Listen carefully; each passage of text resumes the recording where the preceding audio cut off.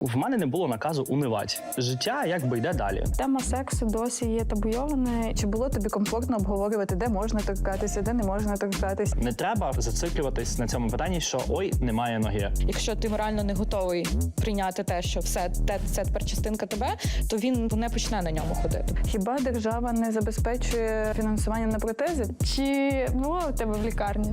Секс в лікарні? Да. Чому б ні? Окоп, бліндаж, свіжий воздух, природа, да? Тобі сняться гарні сни, сняться наконець-то жінки, а не побратими. Ми надаємо можливість нашим хлопцям проходити відновлення удвох. Твої гормони скачуть, тобі хочеться сексу. А ти був в стосунках, коли йшов на війну? Ні. Я зразу сказав, якщо ми йдемо на війну, ми не входимо в ніякі відносини.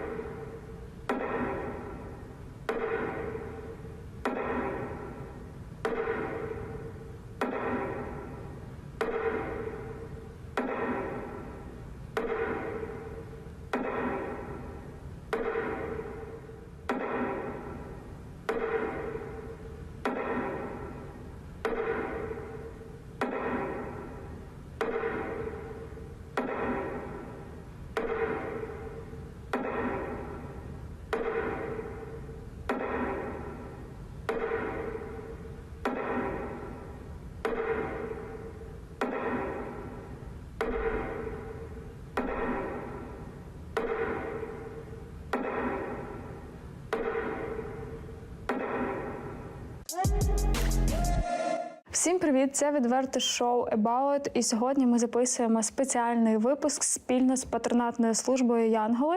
Нашим співведучим і в гостях сьогодні у нас військовослужбовець 3-ї штурмової Макгрегорі. Привіт! Дякую, Привіт. що прийшов до нас. Цей випуск буде про поранення, про протезування, про особисте життя, стосунки і секс. Тому обов'язково додивіться до кінця. А також зараз Катерина розкаже вам всі деталі про збір. Ми робимо великий збір для янголів. Секундочку. Далі. Ні, Міша, все хуйня, давай по новій. Ей! Ні, ну чесно, я там дьорнувся, поняла? І ти до мене кажеш привіт. Я такий, а що я мав робити? Щось дьорнувся, такий, типу, поняла? Ну, як долбойов. Типу, кажу, Діанка, Міша. це в ЧБ. Да. А це кудись пішло? Серйозно? В ефір, це вже на Ютубі. Да. Навіщо ти це робиш, Наті? Я жартую. Да. Цей сьогоднішній випуск буде присвячений темі протезування.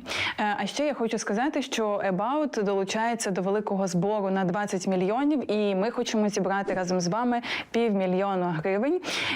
І це збір ось такий, от розказую. Загальний збір його, як я вже сказала, 20 мільйонів гривень. І він буде потрачений на функціональні протези рук та ніг для бійців 3-ї окремої штурмової бригади ЗСУ та 12-ї бригади спеціального призначення Азов. Для того, щоб повернутися в стрій та повноцінно рухатися, бійцям з ампутованими кінцівками потрібні функціональні, сучасні та водостійкі протези. Середня вартість таких протезів – 2,5 мільйони гривень. Власне, саме ми маємо допомогти хлопцям, тому, будь ласка, все, про що ми зараз будемо говорити, воно спрямоване на те, щоб вас змотивувати, задонатити на наш збір. Сподіваюся, ви будете щирими і добрими і допоможете нам зібрати гроші. Дуже дякую, погнали. Ну що, погнали.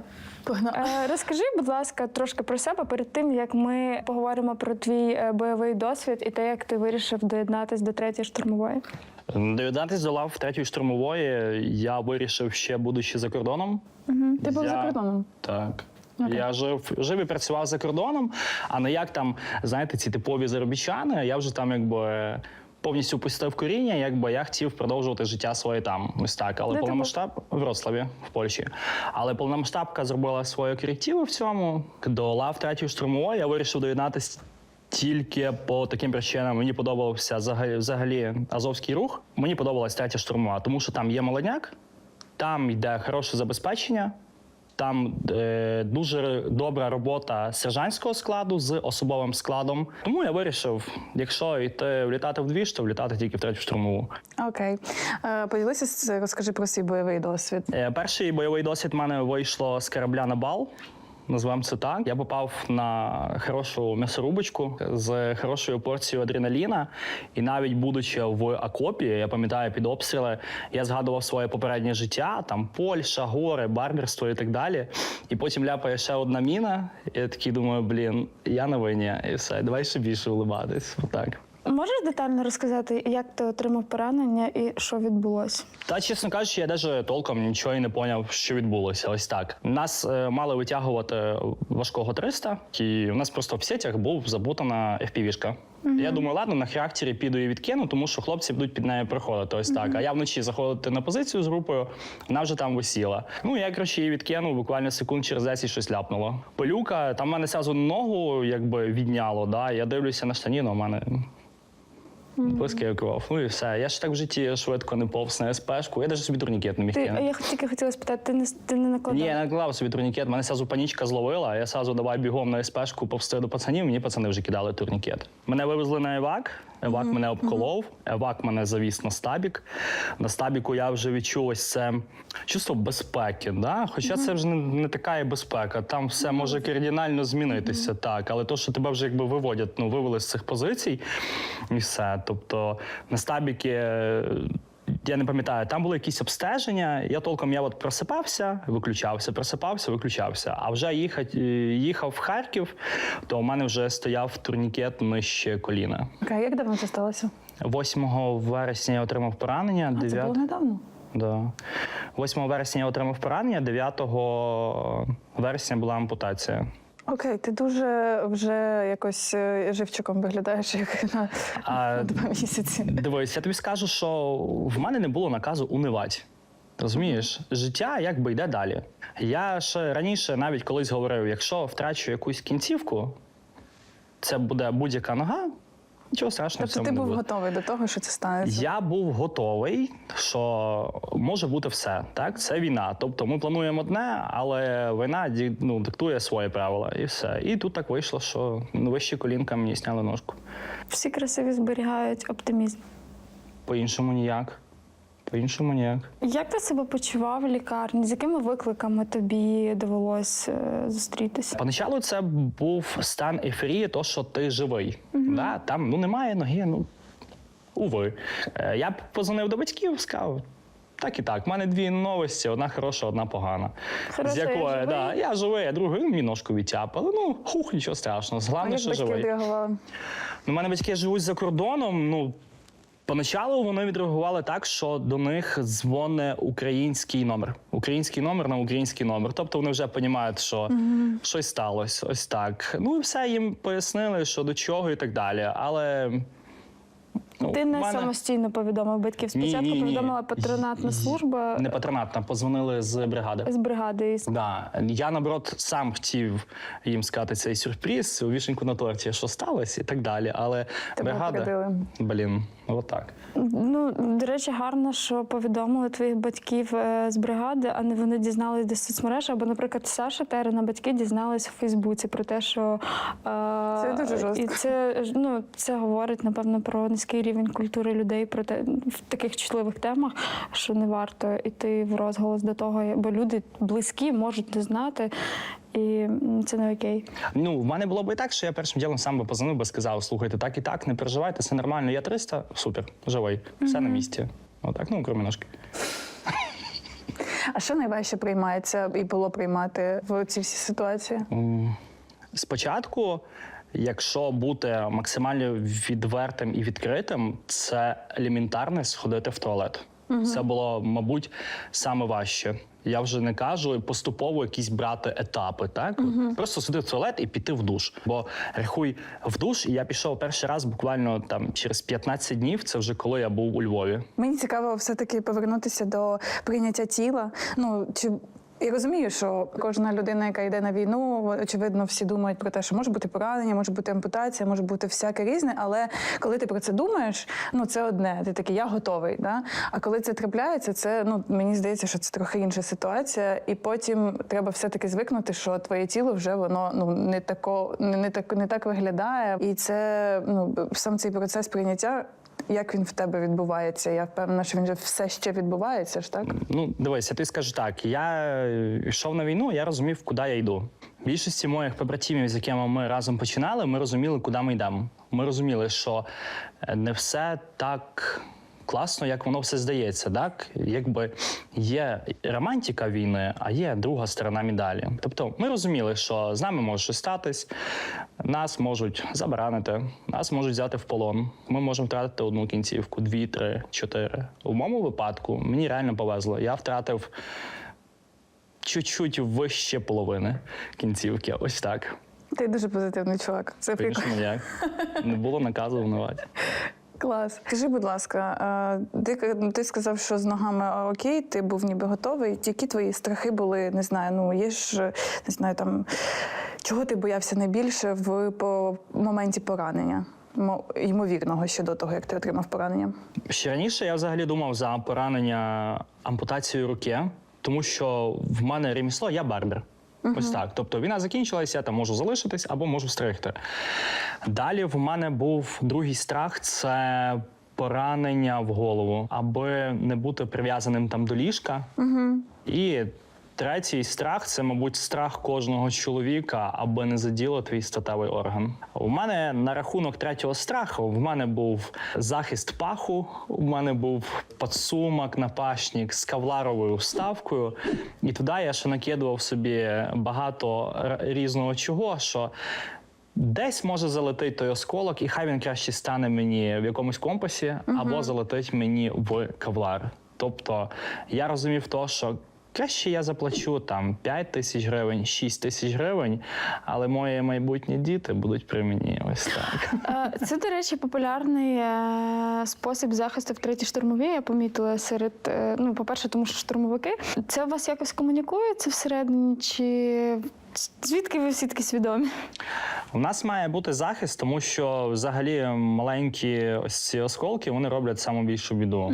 Тобто у нас є захист плечей, захист шиї і так далі. Тобто, аби бути, як це так сказати правильно, захищеним максимально, як тільки це можливо. А ти був в стосунках, коли йшов на війну? Ні. Я зразу сказав, якщо ми йдемо на війну, я там чи ще хтось, ми говорили, що ми не входимо в ніякі відносини. Чому поясни? Щоб легше було на голову. Розумієш, це ти, мало того, ти переживаєш за свою сім'ю, яка переживає за тебе, так? Ти відкидуєш деякі фактори ось цього накрута, аби, а що мама скаже? А що папа скаже? А що, якщо вони будуть переживати? А якщо я трубку не візьму, розумієш? А тут давай візьмемо ще дівчину. Але це просто, ну, в моєму розумінні так. Мені легше було б йти на війну, будучи холостяком. Ось так. В момент, коли ти проходив реабілітацію, відновлення, хтось був біля тебе поруч з близьких? Там, не знаю, можливо, мама приїхала і була твоєю підтримкою, друзі, побратими? Так. У мене в понеділок я вже був в Харкові, в середу зранку вже моя мама приїхала. То мої друзі з Києва, вони їй допомогли зі всім. Вона спочатку приїхала до них в Київ, переночувала, чи там, я не пам'ятаю, кілька годин посиділа, мабуть, в Києві, і вечірнім поїздом вона вже поїхала на Харків. І, тобто, 3 неділі вона була зі мною. А потім я їй сказав, кажу так, давай ти вже, мабуть, будеш потрошки збиратись в Польщу, бо я вже починаю все робити сам. Там сам на коляски їздити, там сам заїжджати, брати собі кофе, ну, постепенно. Звісно, там були крінжові ситуації з лікарні. Може, розкажу. Розкажи. Да. Короче, я повірив максимально в себе, думаю, все, я вже такий самостоятельний, вийду сам на перекур. Одне діло спуститись на вулицю перекурити, я спустився, але ось друге діло піднятись назад, там були такі пандуси маленькі. І я так дергаю тою коляску, і раз, заїхав, розумію, що я стою, даю газку, і тільки оп, мене, я дивлюся, правий носок задирається, і та нога. Ну і все, я свідко розлігся, хрестом і лежу. Ну нічого, посміялися. В медійному просторі дуже багато говорять про поранення, про відновлення, про реабілітацію, але тема сексу досі є табуйованою і чомусь не всі хочуть про це говорити. Але насправді зі всіма чоловіками, які отримали поранення на війні, вони кажуть, що ставлять собі це питання мало не першим, чи зможу я якось далі функціонувати і чи буде в мене статеве життя після поранення. Чи думав ти про це? І Та в мене його і до поранення не було.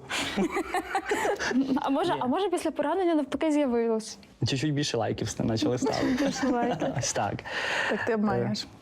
Да, маю, якби я з самого Ти початку думав про поранення- це? Ну, от Я перша секс думка. з ампутацією. Як після це буде? ампутації, чи буде це, чи повпливає це? Чесно сказати, я взагалі нічого не думаю наперед. Я на війні навчився жити самими емоціями. Так, живемо тут і зараз, а далі будемо живі, не помремо. Спочатку треба було прийняти своє тіло так, як воно є. Да? Тобто треба було столкнутися з новими викликами і поступово до всього йти. Поступово. Типу якась побутові речі маєш на увазі, так? Так. Допустим, не знаю, там елементарно поїхати в кав'ярню, купити собі каву, так? Це вже для мене був виклик ого-го. А що говорити? Зразу перекинутися там через кілька рядків наперед, там на кілька метрів наперед, або вже щось там, не знаю, чіплятися теми сексу. То я все робив поступово. Степ бай степ. Це як заново народитися і вчитися ходити, потім і проходити ці всі етапи, типу, Можливо, з і дитинства, так, знаєш, можливо, і так. Я коли прийшов перших 70 метрів на милицях, я взагалі був щасливий. Ну, що я можу йти на нозі, тому що я максимально ненавиджу коляски. Максимально. Я на коляски тільки передвігаюся по палаті. Куди я виходжу, я постійно на милицях. І все. У мене якби коляска це символ якоїсь, ну не знаю, це може буде грубо сказано з моєї сторони, але це особисто для мене і це мій досвід. Це вже ніби як інвалідність і все, табу. Кінець. Ось так. Ну, просто для багатьох людей з інвалідністю це як єдиний або Спосіб, єдиний так. зручний спосіб пересування. Тому да, класно, що ти зауважив, що це твій досвід тобі не подобається. Але є багато людей, да, для яких це прям чи не єдиний зручний варіант ходьби. Скажи мені, будь ласка, добре, ти прийшов до того, що повертаєшся до своїх базових якихось потреб життєвих, і очевидно, що місце сексу вже було в твоєму житті після поранення. Це було складно, неловко, чи ти таки взяв всю Чи силу? цікаво? Чи цікаво, да. Це було щось нове. Тобто раніше в мене було 2 ноги, а тут в мене, якби, ну я буду наголошувати на це. Тут я якби людина з ампутацією, так? Тобто тут треба вже підлаштувати, по-перше, свою психологію на це, що так, братан, в тебе немає ноги, треба жити далі, треба посміхатись, життя йде, секс теж буде. Перші рази це було дуже-дуже дивно в плані самої ноги. Треба підбирати правильну позу. Як вигідно тобі, але щоб і Врахувати партнерки, так. І тобто бажання. ти, я не знаю, чи я правильно це скажу чи ні, але ти жонгліруєш партнеркою так, щоб тобі було чим зручніше. Але щоб ефект з цього був максимально приємний. Окей. У нас була ще одна пара подружня, в чоловіка теж ампутація. І коли ми говорили вже після запису про секс, вони сказали: ой, про те, що в Миколи є секс, всі його побратими в лікарні здали. Чи було у тебе в лікарні? Секс в лікарні? Да. Чому б ні? Вау! В прикольно. державній лікарні? Ще раз? В державній лікарні? Я просто собі якось це так уявляю. Як це виглядає? Ну, Секс в лікарні? Я навіть скажу так, я живу один в палаті. окей. Да, Дуже навіть я нормально навіть кажу, це не виглядає. палати, це мій апартамент. Ось так. Готельний номер. Да. Ні, поначалу партнерці це було трошки незручно, тому що хтось є за спиною. Там якась санітарка ходить, тобто по коридору. Але І потім... двері не закриваються ззередини. Ні, не закривайте, в лікарнях ж не можуть Не закривати. можуть, да. А Але- є, вибачте, давно в лікарні не була. Є культура оця стукати в двері? А я знаю, після яких годин це можна робити, вони вже не заходять. Ось От, так. Ось лайфхаки пішли. Ось так. Після якої години? Після 5:30 вони заносять вечерю і більше не заходять. Да. Тобто секс за розкладом все-таки має сенс бути. Скажи, як тобі було, чи було тобі комфортно обговорювати, де можна торкатися, де не можна торкатися? Ну, тобто, сама ця комунікація, як відбувалася, це...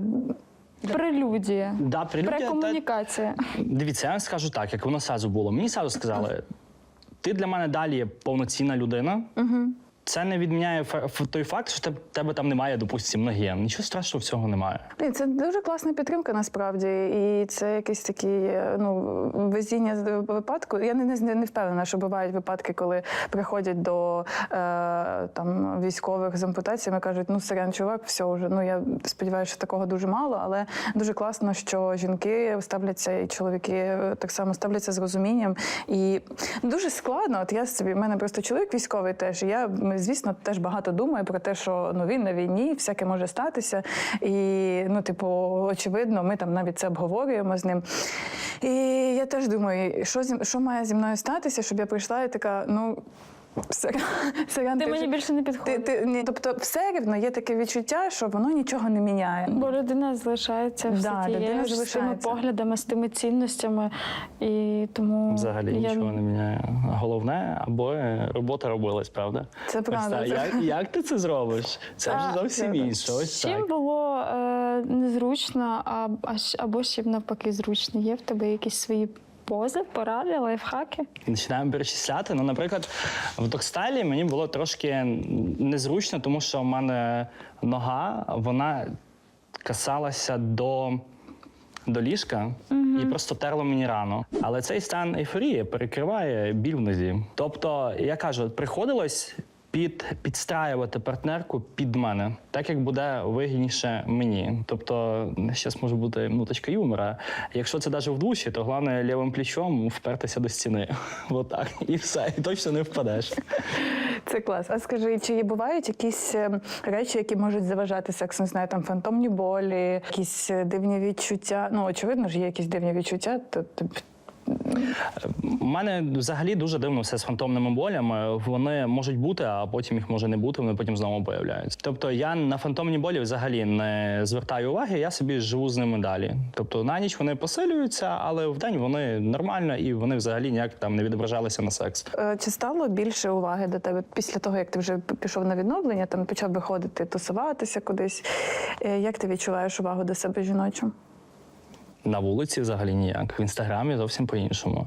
Я людина максимально відкрита. Я не соромлюся говорити про те, що там я людина з ампутацією. Або там я кажу, я починаю розмову трошки так здалека, що якщо що, у мене є один нюансик. Отак. І я потім за нього скажу. В тому плані, що я дуже багато черню на рахунок своєї ноги. Там, наприклад, встав не з цієї ноги і так далі, розумієш? Відсидів ногу, чи ще щось. Тобто, кажу, я стараюсь не унивати, просто якщо я почну падати в свою депресію, з тим, що в мене ще немає кінцівки, все, що буде, я буду просто лежати, дивитися в палаті виключений телевізор і варитися в своїй голові. А так життя йде далі. От і все. Чи є місце секс-іграшкам в цьому всьому? Я не пробував. Добре. Я не пробував.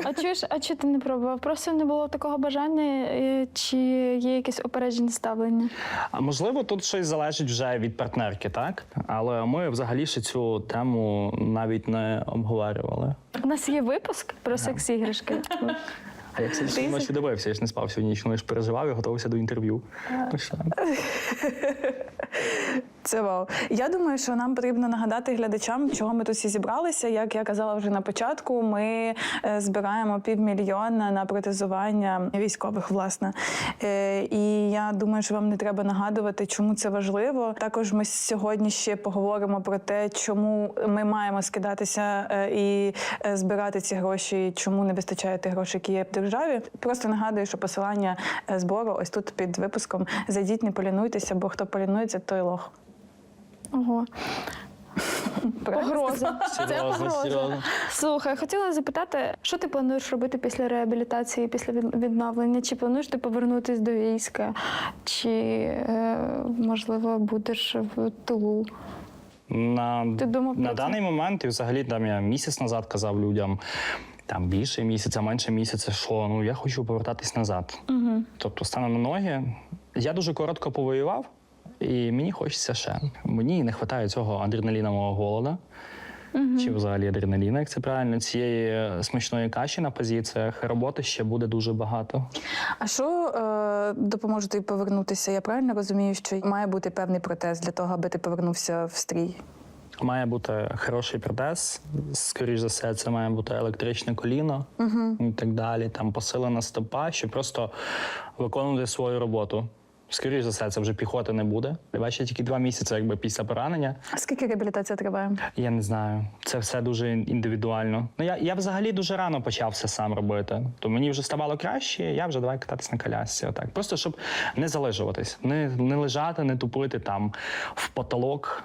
Ти до поранення теж був таким Активно. Ривчиком? Да. Да. Все життя. Були там деякі моменти в моєму житті, коли були якісь застої взагалі. Там ніякого актива взагалі не було. Ну, от робота, дім, робота, дім. А ким ти працював? Барбером. А в армії теж, кстати, стриг людей. По-іншому я. Це виходить, що у твоїх пацанів був особистий барбер. А скажи мені, будь ласка, як на війну йти не І стриженим? їм писали, отак ви воюєте, да? Да. Всі такі красиві. В барбершопах А воюєте. до мене навіть був барбершоп на хаті, я собі сам лічно собі зробив. Вау. Да, щоб до мене пацики заїжджали стригтись. А скажи, будь ласка, з приводу ставлення цивільних до військових, які отримали поранення, щось тебе може дратує, наприклад, коли пропонують допомогти, хочеться, щоб звертали увагу чи навпаки не акцентували увагу на твоєму пораненні?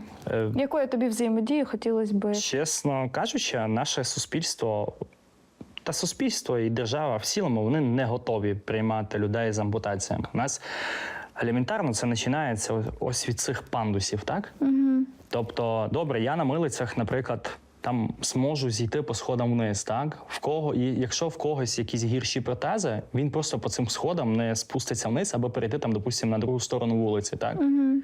Суспільство, були у мене такі випадки, коли я ненавиджу, коли опускають очі або відвертають голову. Типу, коли людям соромно стає чомусь. Мені якби взагалі по барабану на чиїм соромно чи ні. Просто пройди буквально ось цих 2 метри, або не дивись мені взагалі в очі, або просто не відвертай повністю голову. Це був у мене такий раз поход, і він мені максимально не сподобався.